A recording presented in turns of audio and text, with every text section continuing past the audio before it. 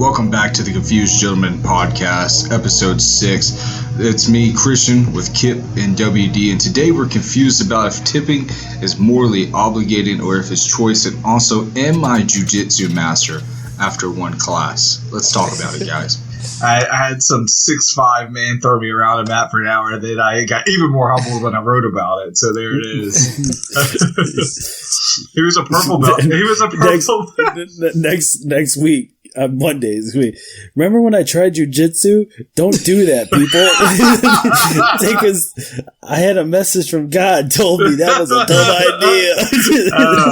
The dude was a purple belt, which is like 2 belts from black. And you could tell like he was holding back naturally. Like he was just trying to help me. He was a really cool guy. Mm-hmm. He was but the black belt, the instructor was like, all right, no submissions. And he was like, dang it. And I was like a deer in the headlights. I was like, this dude was about to submit me on my first day. Yeah. Tap you in the arm bar. Tap. Oh. Tap. Hey, Bryce would have started like, hey, man, I'm tapping. Every time you give me an unlock tap, we're not fighting this. I gotta go to work later this week. Oh, man. But you could just tell in his face, he just saw fresh meat and he was told not to eat it. And I was like, thank you, Sensei, Master, whatever I call you. Thank you. Nah, but Jiu Jitsu was actually a really cool experience. I think I'm gonna go back and keep doing it. You like getting your ass kicked. Yeah, man. It was fun. It really was. Like, they teach you a bunch of stuff just off at the beginning. And it was fun. I mean, I think I have to... Well, then we need to get... It's like a workout, but I mean, like... it is. You don't realize you're working out. Oh, yeah. 100%. Then we need to get my buddy up here, Dan. He's a karate teacher. He's got his own dojo. Yeah. Mm-hmm. You probably have fun talking to him. Probably.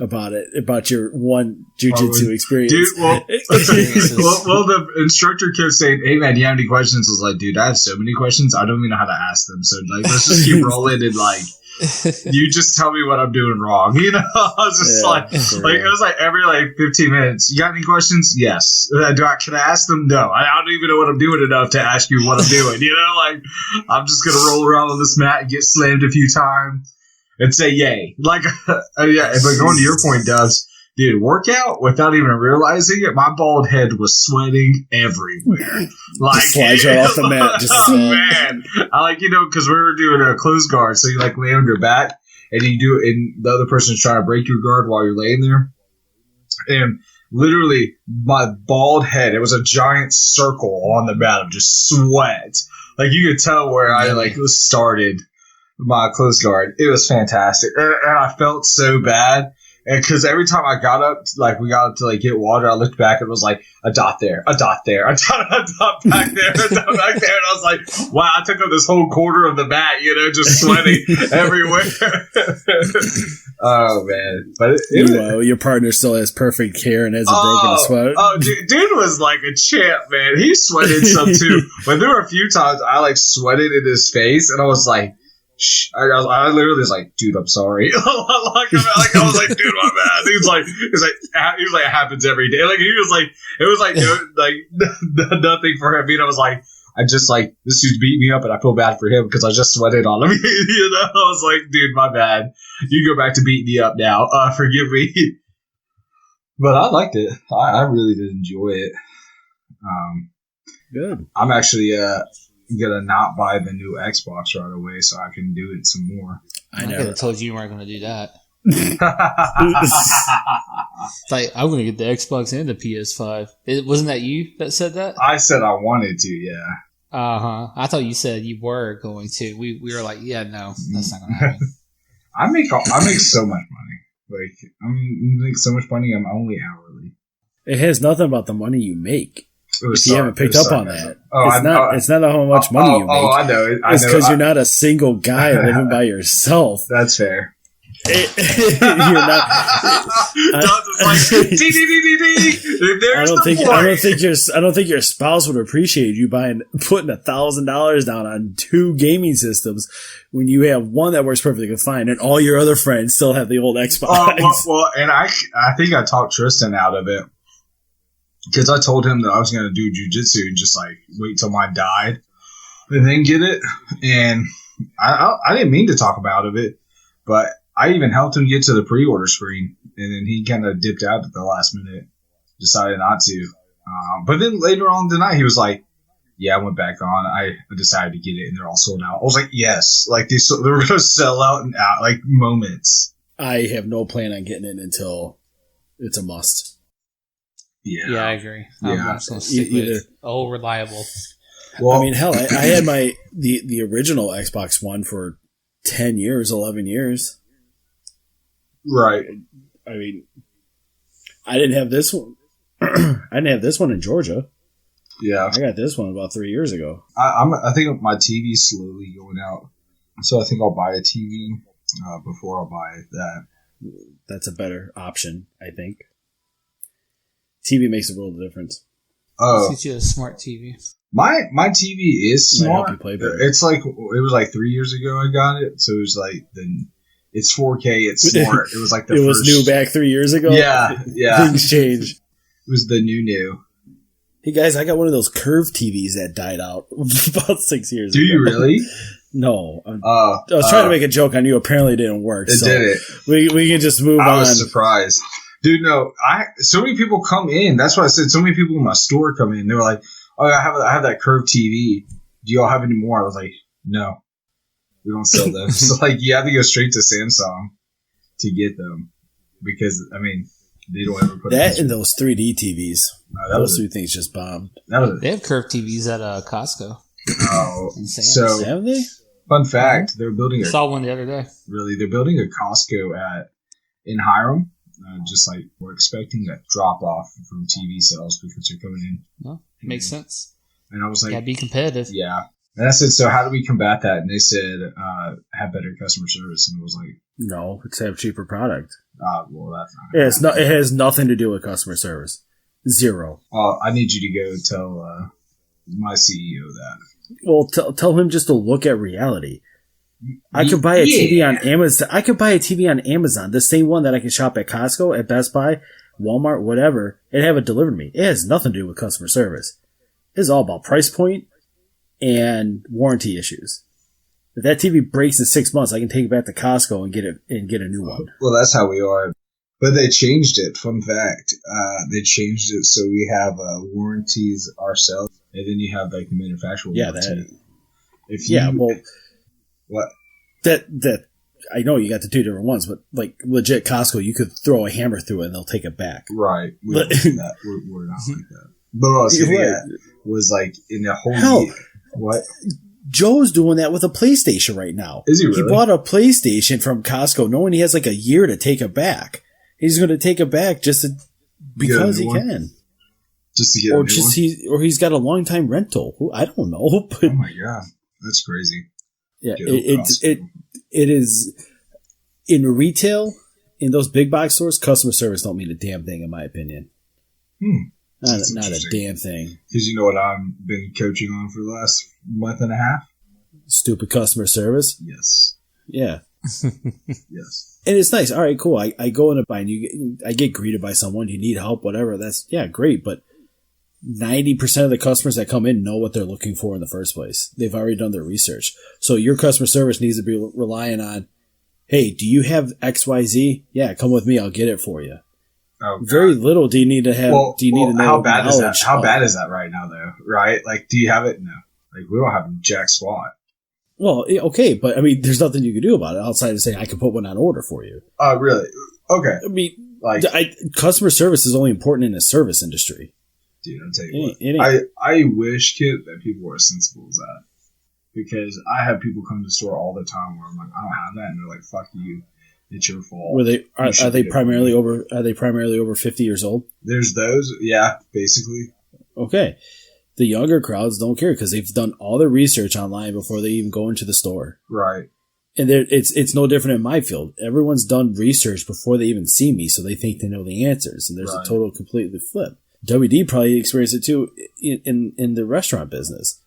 You know, the food quality is the same, you know, and if you teach your employees to smile and be courteous and be friendly and helpful, but I mean, people are going there to eat good food and get help at a counter with a smile. I mean, that's pretty easy. Yeah, you would think. You would think it should be easy. It should be. I know you. Should be. I know that you can. Yeah, you can coach and teach all you can, but some people just don't want to learn. Right. You know.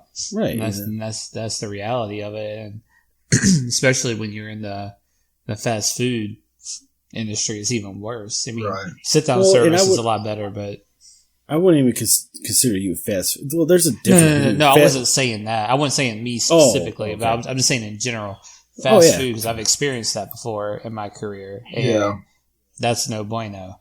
And because you're just getting and I don't want to say you're getting the lowest tiered workers, but you're getting the ones that, these major fast food places, they'll hire anybody because they're just looking for filler spots. Oh yeah. You're constantly doing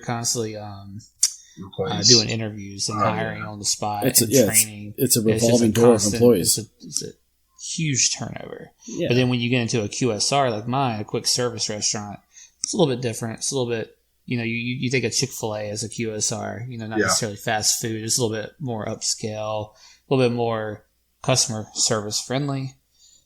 That's what you're looking for. Yeah, it's Chipotle, Qdoba, Moe's. Those places, when I go into those places, I expect the employees to do two things: be somewhat pleasant to talk to and conversate with, or at least fake a smile. Okay, you might be miserable, and make my food well. Right. Roll the burrito good. Don't let it spill out. Oh God, they never roll my burrito good. It sucks. Well, that's what I expect. I don't expect you to go out of your way and fill my drink cup or something like that. I just make my food right, make it quick. If I go to a sit down restaurant, I want the waiter or waitress to be just pleasant. I don't need them to sell me on stuff or I know they're supposed to try and upsell in terms of drinks and desserts and stuff like that to increase the total bill. That's part of their job, but I only ask that you just be nice and joke, have a good sense of humor and whatnot. Well, you're in the minority, Kip. I was about to say, you most definitely are. Unfortunately, of the people that go to restaurants aren't typically as easy as you are. Nope. I don't, and I never understood it. I assume you can, some of the higher end restaurants and steakhouse and stuff where you get real arrogant people. Mm-hmm. Entitlement's huge. Right. And it's just, I've never been like that. If you're in that type, because I've been in a steakhouse like that before, and people come in there, they're trying to be flashy, trying to show off, or if they're not trying to show off, they're trying to close a deal. Mm-hmm. Or a merger or something. Yeah. They want everything to be perfect, and when something's a little bit out of line, they're already super stressed, and so they go off on that person. And a lot of people, when they go to restaurants, whether it's fast food or full service, elegant, whatever, if they have a bad time, they're going to take that. They can't express, if they've had a bad day, they can't express that at home, or they don't want to. So they're going to take it out on someone in the customer service industry, whether it be restaurant or retail, because they're not going to see those people again. They can let loose, get all up on them, and then when they go home, they're like, "Oh man, I'm good. We're gonna have a good night." Whatever. I must be, because there are times when if I am frustrated at whatever business and I'm dealing with a salesperson or whoever's helping me, and I get frustrated, I always try to make it a point. I go, and I'll say, I know it's not your fault. It seems to ease them up, and I know they're just looking at the computer screen. They're not hiding things from me. Mm-hmm. I'm not purposely saying, F you, bro. I'm not getting your order in. I have it right here. Right. When I hit this magical button, it's going to show up right behind you. But guess what? I'm not hitting the button. So F you. Right. So that's not a thing. It just sucks. I feel bad for a lot of waitresses and waiters and whatever, but yeah, they're punching bags. Oh, 100%. But you also have the same that it's easy money. Yeah. And you get people who don't really care because they know just by showing up to work, especially if you're a server, you don't necessarily, if you're at a nice restaurant, you don't have to be a good server and you'll still make bank. Oh, yeah.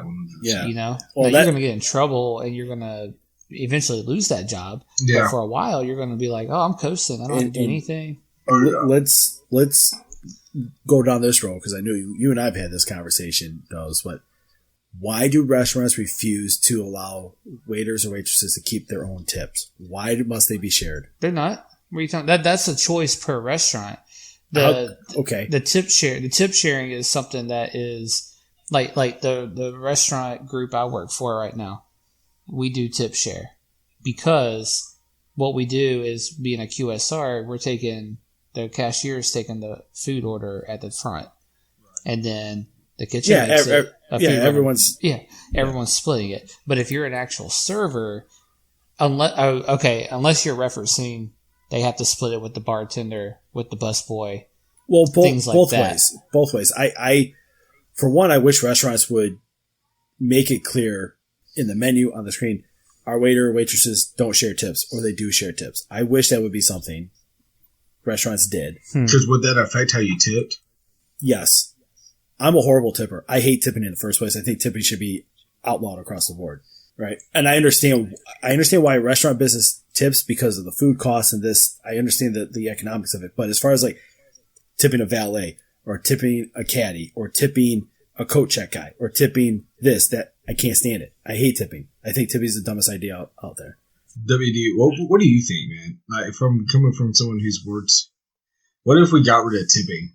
Is that an actual option? Well, the thing, it is an option. 100% it's an option. If you do it, your menu prices are going to go up. Everything's going to go. It's the same thing as raising minimum wage. Right. Yeah. The prices are going to go up, and you can't do that. And that's why, in Georgia specifically, a server makes $2.13 an hour plus tips. That server never sees the hourly. So in Georgia, $7.25 is minimum wage, right? So we're legally bound to pay that person a minimum of $7.25, even with their tips plus the $2.13. If they don't make $7.25, we have to give them that extra, right? But everyone who makes tips, generally, if you work more than 3 shifts a week, you're making more than $7.25 an hour. Right. And so then, therefore, your hourly basically goes to taxes, and that's it. Is that why it's at $2.13 specifically? It's because that's what'll go to taxes. Yeah, I mean, because it's a tip-based salary, if you will, hourly wage. So they're not. If you make $7.25 plus tips, you're going to be making over $20 an hour. Right. And that's just not feasible. No one would want to manage, because if you have a server making $20 plus an hour, and you have an hourly key manager making $14 an hour, why would you ever? It's $2.13 in Georgia. Mm-hmm. I just looked. Michigan, it's $3.52.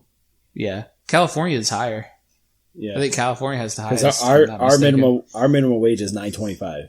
Yeah. Oh, so is it really? State, obviously. Yeah. So that's why I totally get it in the restaurant field. I get it if you're paying the employees a lower hourly for the tip. I get it. And in a restaurant, if I was to be told if there's shared tips or not, it would affect my tipping. Because if I know this who's waitressing my table, if they do a really good job, I'm more apt to give them more, knowing that they don't have to split it. Leave a cash tip. You leave a cash tip, we don't know how much tips they're making. That solves the issue right there. Yeah, there's an. I mean, and that's actually better for servers, because they're not being taxed on the credit card. So the credit card tip, I should say. But as far as, again, like a valet is not getting paid $2, $3 an hour. They're getting paid whatever it is they get. So why do I got to tip them to do their job? Yeah, I think that always came from a courtesy type thing. Like, I appreciate you doing that for me. But I see where you're coming from. Appreciate what? You're hired to move my car. I'm using a service the business is giving me. Same thing. Like, okay, tattoo artists. They give me a quote on a price. Why do I got to tip them afterwards? I'm sure some do, some don't, but whatever. It goes off what Christian just said. It's a courtesy thing. If someone goes above and beyond, you can give them a tip. I mean, if that's what you think, whatever service they perform. I have a long guy, right? Long guy, he said, when we come out, do your gutters. Awesome. He says, $75. Cool. Whatever. Because I don't like heights and I'll pay that. But he said, I saw you haven't blown off your yard yet from you cutting the grass this year. I went ahead and did that. Cool. I gave him $5 extra more dollars. Like, here's 80. You know, just because I appreciated him doing that for me. He didn't have to. That was a part of our arrangement, you know, like, so I just gave him $5 more. I mean, what's $5? Okay, 75. but again, What's $5 every week? Right. There's a difference with expectations versus. I'm sure the lawn company was not expecting a tip. Right. Right. Okay. Again, but look at traditional. Okay, baristas at Starbucks, Big B. Yeah. Why are you tipping them? I don't tip them. Right. I don't either. Actually. Like if I get change, if I get change, I'm the biggest tipper ever. All right. Well, here's another predicament with all these with Corona and everyone tipping on to go orders. I don't. If anything, I'll leave it out. I think you should tip them to go orders personally, but it depends. If someone had to take your order, someone had to bag your food, someone had to make sure it's presented to you when you get there. So my thought process is on a QSR like a Chick-fil-A or Moe's or something. I don't tip them, but like if I go to Chili's, Chili's or something, I get to go. That's when I do it. Does that make sense? But what makes at that point in time, Chili's is acting no different than Chick-fil-A. Someone's taking an order, bagging the food, giving it to you. Yeah, but it's also a step up from Chick-fil-A. Okay, so I mean, it's a service restaurant. Yeah, I mean, if you were to go there and dine in, you would be tipping, and that's what I think. You're already expected to do that, right? That's the thing. And that's what I think. To Chick-fil-A, go ahead. And that's what I think. You already expected the tip if you were there, right? If you were sitting down. That's where my mind goes, okay, cool, I'm going to go ahead and just tip anyways, right? Because like to your point, you said someone had to cook it, someone had to take the order, right? So it's still the same process as if you were sitting down. It just, you're doing it, you know, over the phone. Yep. So. Yeah, that's true. But that's what I think, like, I went to Jimmy John's today, right? Picked up food.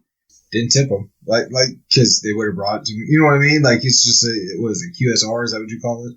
Yeah. Like, not necessarily fast food, but I don't tip McDonald's. We don't tip Chick-fil-A workers. You know what I mean? When I went to your store, I didn't tip you. Your tip was you being able to look at my beautiful face, and I felt like that was good enough. Yeah. Was it not? That wasn't a great. Yeah, it was like yeah, I had to look at you. But I do think it's just a difference, right, in how you treat people, and I don't think Kip's bad for not tipping. But I do think, like, for me, it's most definitely what type of quality restaurant am I getting the to-go order or where I'm going that derives what tip I give. Well, I think also if you've ever experienced having to work in the service industry, it changes your mind. It does. Well. Yep. So, I'm sure it does. But you know, I mean, personally, I think everyone should work in the service industry at either retail or a restaurant. I agree, either because it doesn't have to. It could be 3 months. Honestly, not even 3 months. Do a summer because gig. then you'll see how many idiots there are and how you will deal with certain situations that arise. Because at every restaurant I've ever been at, there's been a crazy situation and something you've never experienced before, and you have to figure out what to do. During that time. I'm kind of a douchebag because I really am. I thought I'd be a good-go-lucky manager. Like, hey, let's get it going. But when you, like you say, you start dealing with these idiots. I had a lady walk in, and she ordered iPad online.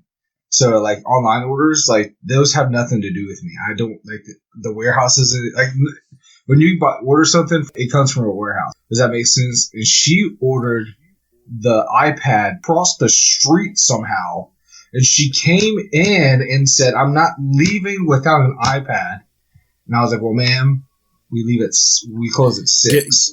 Get a sleeping bag. You're gonna be here a while." Yeah, she was like, "I'm not leaving here." I was like, "Well, ma'am, here's the issue."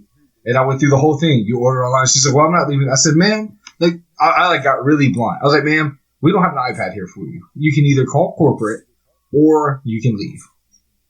Like, that was it. Right. You know what I mean? Like, that's your two options. You can either call corporate. You have to right be upfront with them like that. It was like, there's nothing I can do. All I can tell you is that it was delivered to this address that you put in as you ordered it online. Like, you didn't come to my store and make me order it. Because if she was to come to my store and one of my associates order it, that's a different story, right? Because then it came from my store, or at least I had control in the transaction somehow, and that gives me more access to what's going on. But yeah, idiots, 100%. I had one lady that said that she wanted a free fridge. So I just want a fridge. No, but I want that fridge. Okay, it's $2,000. But I need it. Awesome. I need you to pay for it. like I get it. You need a fridge. Fantastic. I'll give you one, but not for free. I totally agree that you should work in some type of service, customer service type of field. Right. It does humble you at times. Mm-hmm. And it does get you, but I just can't get over the tipping thing. I can't on some of these things. And I mean, me and Dubs, we honestly know what it is. You're a Yankee and you're rude and you really hate people, and that's not a big deal. And well, I mean, and honestly, I mean, you joke about that, but I do feel like a lot of people in the North don't tip, are not as prevalent of tippers as people in the South, and I don't know if it's just Southern hospitality or just the mindset, or just how, not necessarily you're raised bad or anything. It's just how you grew up. Because I had family that lived in Michigan, pretty close to where Kip's at, and they didn't hardly tip at all when they came down here to restaurants and things like that. I mean, they were just very, abrasive in whatever customer service environment we were in. I will say, like, to be clear, if I do go to a restaurant and sit down, I do tip what you're supposed to tip, 20% or whatever. But it's all the extra tipping that I hate seeing tip jars all over the place. See, I don't mind them because I'd much rather just put it in there on my own whim versus you being like, hey, there's a tip. You know what I mean? Right. I get it. I just...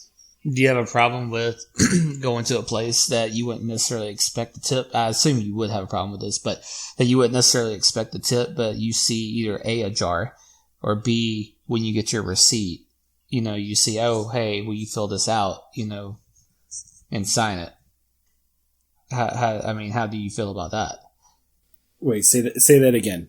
Sure. So let's say you go to just a place, okay? And you're not necessarily expecting to tip. You're just expecting a service to be done. But you see a jar, or you see a receipt that's printed out and it has a tip line on there. What are your thoughts about that? I assume it's... Well, I think the tip line's on there just because that's what the credit card companies do on that. But it's an option that the restaurant puts on there. It's not the credit card companies. It's them trying to help. Because you could look at it as the consumer as a way of the restaurant not wanting to pay their employees enough hourly, and so you're passing that pay to the customer. So you see what I mean? Like, oh, we're seeing that we can get tips here. We can only pay. I think you're giving me two different situations here. Okay. I need a more specific circumstance. I guess what I'm trying to say, I guess I answer my own question in the fact of you would have an issue that if you went to a place not expecting the tip and then there was a jar or a tip line printed out, you would just leave it blank, correct? Yeah. Yeah, pretty much. Yeah, if there was no expectation of a tip, no. Mm-hmm. I wouldn't. Yeah, I think tipping culture has gotten too big, and it went to where it was a courteous thing, and it's turned into an expectation in definitely specific fields. Like I said, I've heard of some people who like tip, like the housekeepers at a hotel. Mm-hmm. My mom does. I never have. My mom does. And the only reason my mom does it is because she has her own commercial and residential cleaning business. The only tip I did, I went on a cruise I bought some cigars, wasn't sure if they're Cubans, and wasn't sure if I could bring them back into the country.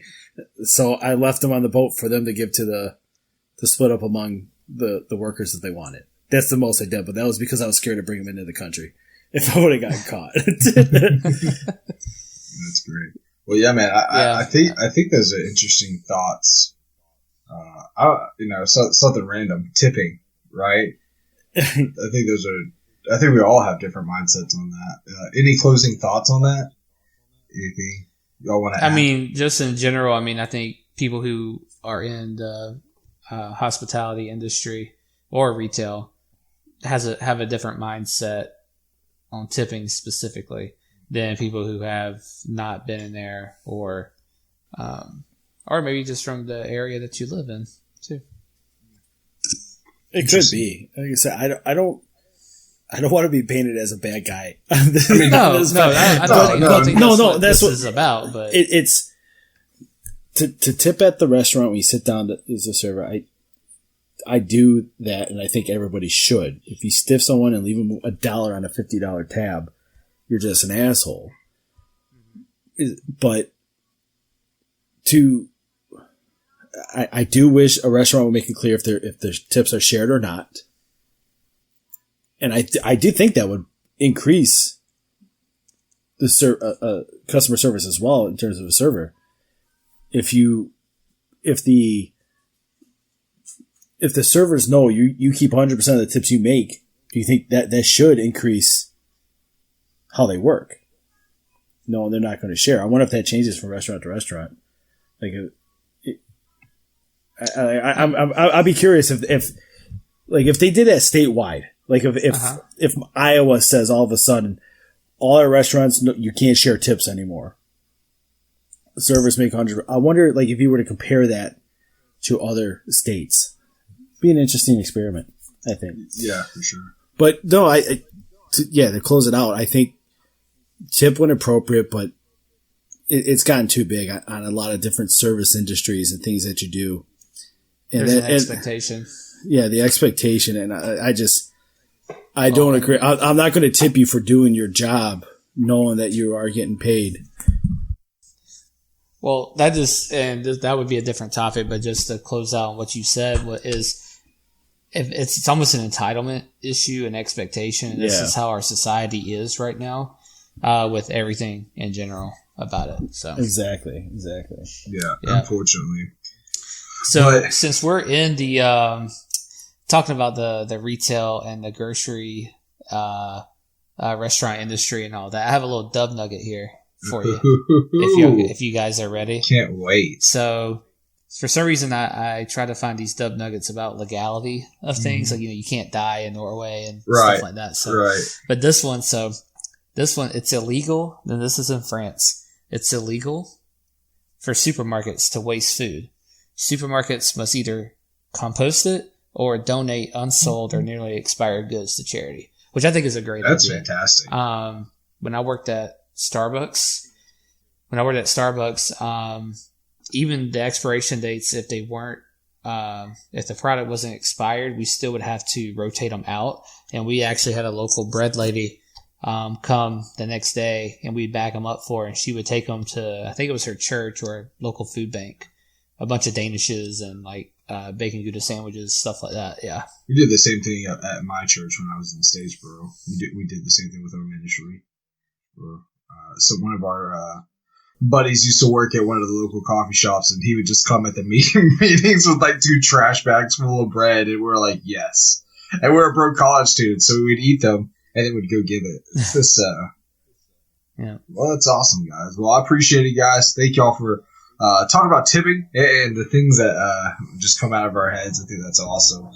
Thanks, guys, for listening to the Confused Gentleman Show.